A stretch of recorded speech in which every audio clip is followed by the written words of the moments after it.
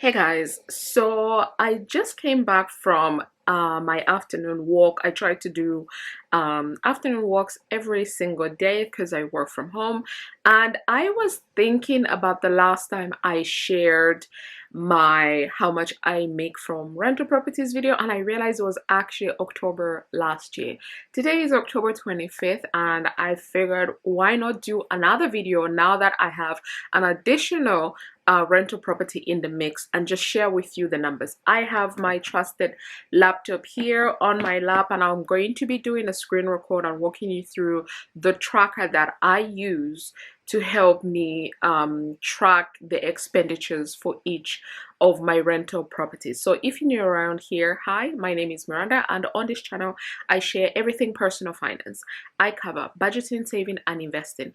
If these topics of interest to you, then please hit that like button, subscribe if you haven't already, and let's get in today's video. So we're going to be talking about the 3 rental properties that I own and how much I make from each of these rental properties, the expenses that I have for these rental properties, and then finally the profit. Just like I did in that video, we're just now going to look at it from a perspective of an additional property, but also the 3rd rental property only came into play in, I want to say, August, but my first rental income did not come until September. So we're literally looking at about 6-7 weeks of owning this property to rental wise. So yeah, but anyway, without further ado, I'm going to start the screen record now.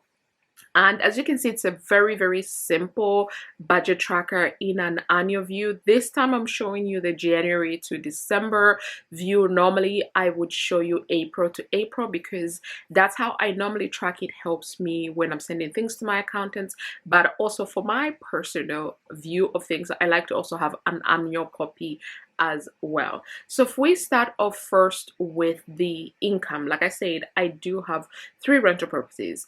The first 2, these I have had, the first one I've had for 2 years now, the second one for a year, and then the 3rd one I just got it in August, and I started getting rental income in September. So with the 2 at the beginning of the year, I was bringing in from these rental properties about 1,600. So with these rental properties, all 3 of them, they are managed by managing agents. So in the UK we call them estate agents. They manage the properties on my behalf purely because I don't want to manage them.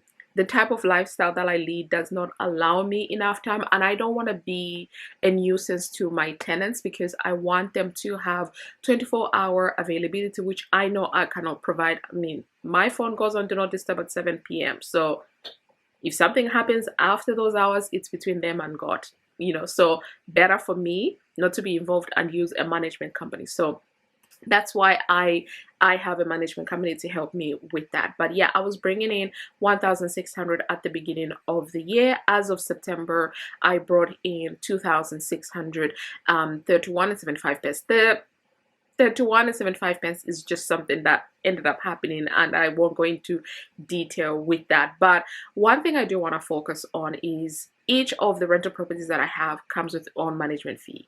So for rental property 1 and 2, these are managed by the same agent, and rental property number 3 is managed by a different agent. So with the first rental property, I have management fees, and I pay about 10% of whatever the rent is. So this, I believe, recently went up because I was paying 105 and 60 pence, and now it is 111 because the rent also did go up. So my tenant was paying 850 and I increased the rent to 925, and this is because the rents have gone up, but also in the area for the type of property that I have, they're actually going for much higher renting costs, but I just didn't want to up and increase it too ridiculously. So I discussed with the agent, and this is what I felt comfortable increasing it by. So I think it went up by like 75 pounds. So I figured that's good enough for me. So yeah, we did that. So that meant my fees for the agents also went up.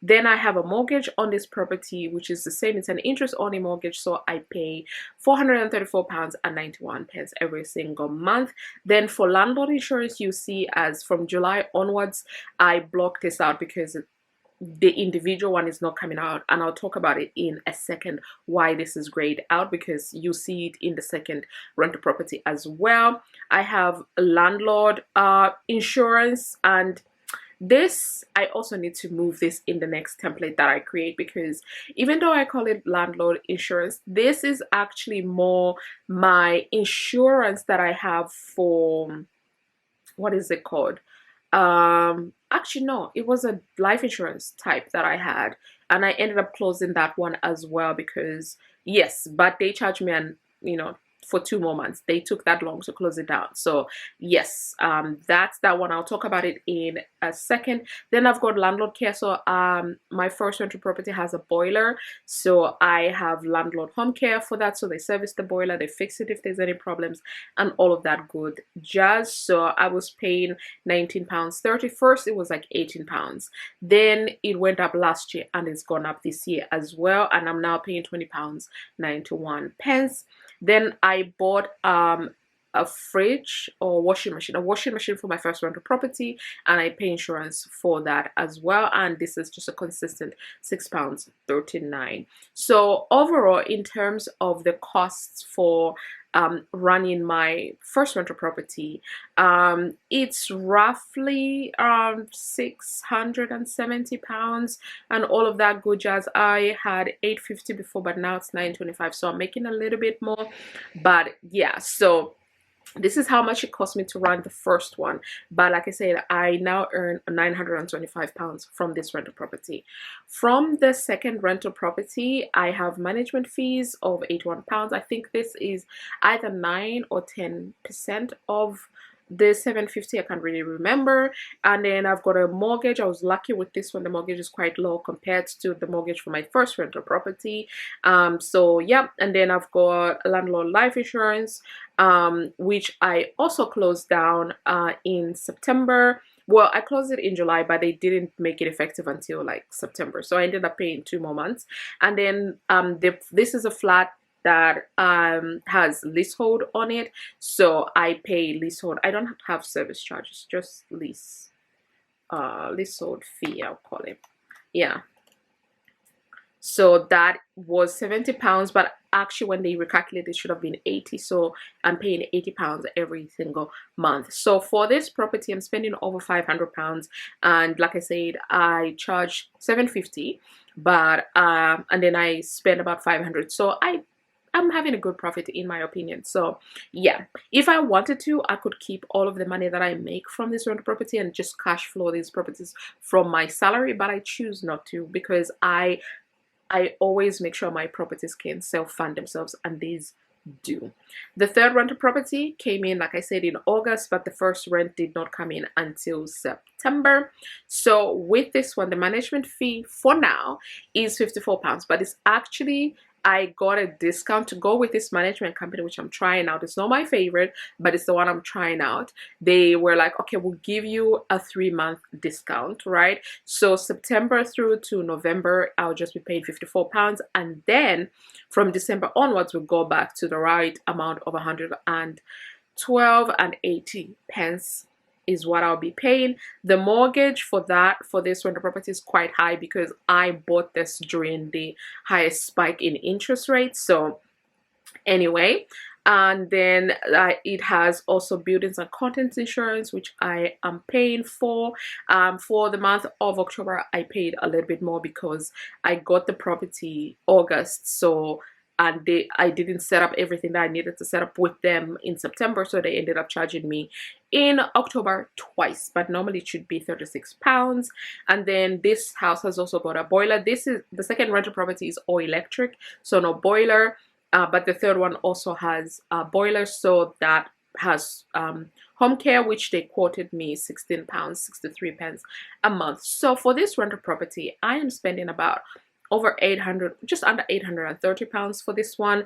£950 is the rent, so not bad at all. in my opinion, especially around these times. Hopefully by the time I renew the mortgage, the rates will be down then, so that, you know, could be at least I want to say, maybe if it's, I don't know if the rates will ever go back to 2-3%. We shall see. But this one, I think I got their mortgage for 4-5% interest rate. So anyway, so that's how much I'm spending on the third rental property. But all in all, if you look at the beginning of the year, bringing in 1,600 from these rental properties, and I'm now bringing in 2,625 pounds. Again, this will change, but the change will happen sometime in December, January next year. So the stuff that I wanted to talk about the most is all the variable costs that I sometimes have with this rental property. So I had some legal fees that I needed to pay to purchase my third rental property in May and in June. I had a repair cost back in January for the second rental property, and I color code them based on which is the house that resulted in me paying these fees. This one is not, I think they were still legal fees that I need to pay for this house because I released money.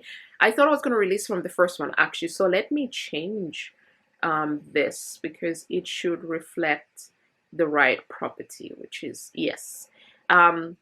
Yeah, so that's how I try to do it. Now the landlord insurance here, as you can see, I think I mentioned in one of my budget videos that I share on my channel that I decided to find an insurance provider that will cover all my properties and charge me one fee, because having 3 life insurances for 3 properties was starting to be a pain and the expense was adding up, especially as the cost of everything is going up. So me and my mortgage financial advisor looked into things and he found me a better one where I am now paying £271.93. So this is actually a lot cheaper than 2 when I was paying for 2, and it was definitely a lot cheaper than if I had added a third one with the same company I was using before. So I'm happy about that. But that's why I grade out with the first rental property. I started to grade out here, this one as well, and then for the second rental property I grade out the life insurance, and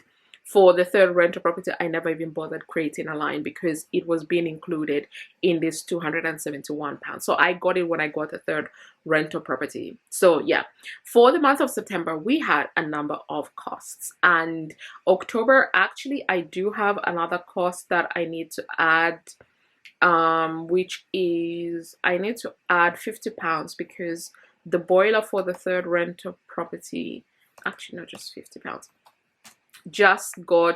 I just got an email to tell me that there's some things that needed to be fixed.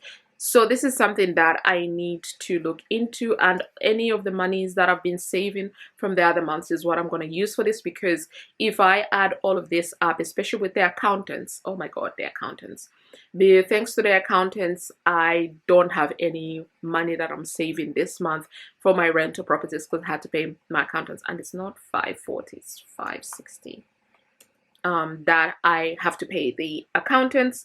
So yes, so like I said, I bring in £2,625, and I try to do a zero-based budget most of the time, but this one will not be because I'm spending more than I have for that month, although because I save other months I have money available for that. But yeah, this is how much I'm making, so over £2,600 every single month, and this is how I manage the money that come from these rental properties. So by the end of this year, these 3 rental properties would have brought me over £23,000 as additional income on top of my 9-to-5 income, on top of my Etsy, my blog, and other side hustles that I do. But yeah, I hope this video was useful to anybody who's interested in being a landlord. You know, there's so many things that you need to think about. I think